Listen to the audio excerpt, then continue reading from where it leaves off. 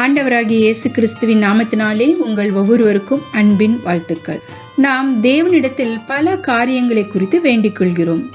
ஆனால் கர்த்தருடைய பிள்ளைகள் ஒவ்வொருவரும் முக்கியமாக ஞானத்துக்காக வேண்டிக் கொள்ள வேண்டும். இந்த ஞானம் தேவனுடைய விசேஷித்த கிருபை.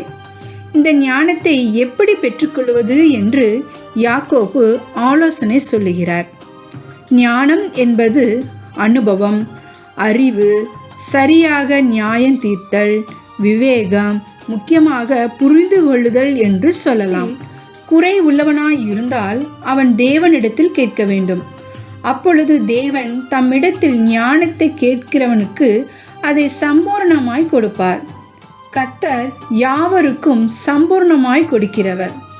யாரெல்லாம் தம்மிடத்தில் கேட்கிறார்களோ அவர்கள் எல்லாருக்குமே கர்த்தர் ஞானத்தை சம்பூர்ணமாய் கொடுக்கிறார். கர்த்தர் நமக்கு ஞானத்தை கொடுப்பதினால் அவருடைய ஞானம் குறைந்து போவதில்லை.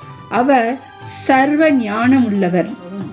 ஒரு சிலர் தங்களிடத்தில் ஞானம் இல்லாமல் இருந்தாலும் அவர்கள் தங்களை ஞானிகளாகவும் விவேகிகளாகவும் காண்பித்துக் கொள்கிறார்கள். ஞானத்தில் 2 வகை உண்டு. உலக பிரகாரமான ஞானம், பரலோக ஞானம். நமக்கு இருக்கிற அறிவையும் ஞானத்தையும் நாம் பயன்படுத்துகிறோம். இப்படிப்பட்டவர்கள் தங்கள் ஞானத்துக்குரிய சாந்தத்தோடே தங்கள் கிரியைகளை நல்ல நடக்கையினாலே காண்பிக்க வேண்டும். ஞானியிடம் ஞானமும் இருக்க வேண்டும், நல்ல நடத்தையும் இருக்க வேண்டும். இவை இரண்டுமே சேர்ந்திருந்தால்தான் அது மெய்யான ஞானம்.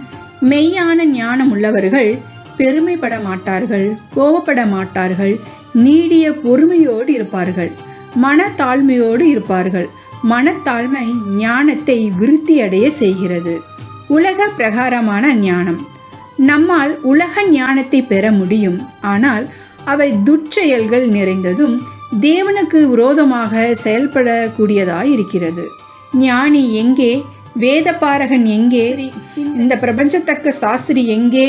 இவ்வுலகத்தின் ஞானத்தை தேவன் பைத்தியமாக்கவில்லையா என்று 1 கொரிந்தியர் 1:20 வாசிக்கிறோம். இவ்வித ஞானமானது உலக தரத்திற்கேற்ப உலக அனுபவத்தால் வருபவை. இவை பிசாசினால் தூண்டப்பட்டு சிற்றின்பத்தை சார்ந்தது.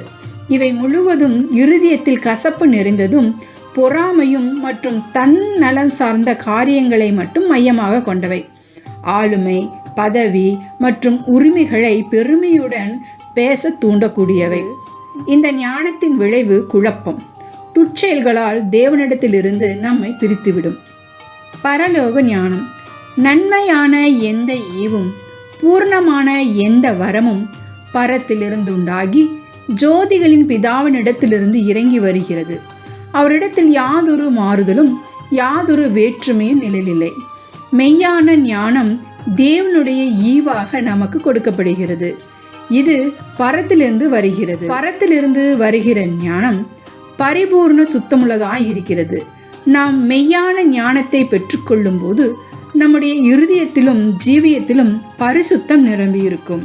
பரத்திலிருந்து வருகிற ஞானம் சமாதானம், சாந்த குணம், அன்பு, மாயமாலம், பட்சபாதம் இல்லாமல் வெளிச்சத்தையும் தெளிவையும் உடையதாயிருக்கும். பரத்திலிருந்து வருகிற ஞானமுடையவர்கள் சமாதானத்தை நடப்பிக்கிறவர்கள். இவர்களே நீதியாகிய கனியை சமாதானத்தில் விதைத்து கொண்டிருக்கிறவர்கள்.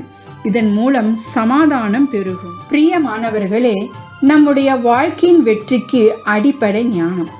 நாம் பரத்தில் இருக்கிற ஞானத்தை வேண்டும் போது யாவருக்கும் சம்பூர்ணமாய் கொடுக்கிறவர் அவரே ஞானமாய் இருக்கிறார்.